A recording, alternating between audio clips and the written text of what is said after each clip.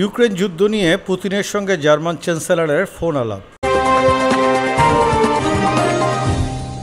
প্রায় 2 বছর পর রাশিয়ার প্রেসিডেন্ট ভ্লাদিমির পুতিনের সঙ্গে ফোনে কথা বলেছেন জার্মানির চ্যান্সেলর ওলাফ শোলজ। আজ শুক্রবার দুজনের মধ্যে 1 ঘন্টা কথা হয়। জার্মানির সরকারি সূত্র এএফপি তথ্য জানিয়েছে, এই সময় তারা ইউক্রেন যুদ্ধ নিয়ে কথা বলে। এর আগে সর্বশেষ 2022 সালের ডিসেম্বর মাসে কথা হয়েছিল পুতিন ও শোলজের। সে বছরের ফেব্রুয়ারিতে ইউক্রেনে অভিযান শুরু করে রাশিয়া। এর ফলে মস্কোর উপর বিভিন্ন নিষেধাজ্ঞা চাপিয়ে দেয় যুক্তরাষ্ট্র ও ইউরোপীয় ইউনিয়ন। তখন থেকে সামরিক জোট ন্যাটোর সদস্য সহ বেশিরভাগ পশ্চিমা দেশের নেতাদের সঙ্গে কথা বলেনি পুতিন। ইউক্রেন যুদ্ধ শুরুর পর 2 বছরের বেশি সময়ে শুধু ন্যাটোর 2 সদস্য দেশের প্রধানের সঙ্গে কথা হয়েছে পুতিনের। তাদের একজন হাঙ্গেরির প্রধানমন্ত্রী ভিক্টর অরবান, রাশিয়াকে নিয়ে পশ্চিমাদের নীতির বড় সমালোচক তিনি। অপরজন হলেন তুরস্কের প্রেসিডেন্ট রিসেপ তাইয়েপ এরদোয়ান। এমন সময় পুতিনকে জার্মান চ্যান্সেলর ফোন দিলেন যখন ইউক্রেনে পূর্ণ মাত্রায় অভিযান চালিয়ে যাচ্ছে রুশ বাহিনী। এই যুদ্ধে ইউক্রেনকে সবচেয়ে বেশি সামরিক সহায়তা করেছে যুক্তরাষ্ট্র, তারপরই অবস্থান জার্মানি। তবে যুক্তরাষ্ট্রের প্রেসিডেন্ট নির্বাচনে ডোনাল্ড ট্রাম্পের জয়ের পর এই সহায়তা কতটুকু অব্যাহত থাকবে তা নিয়ে প্রশ্ন উঠেছে। আজকের আলাপে শোলজ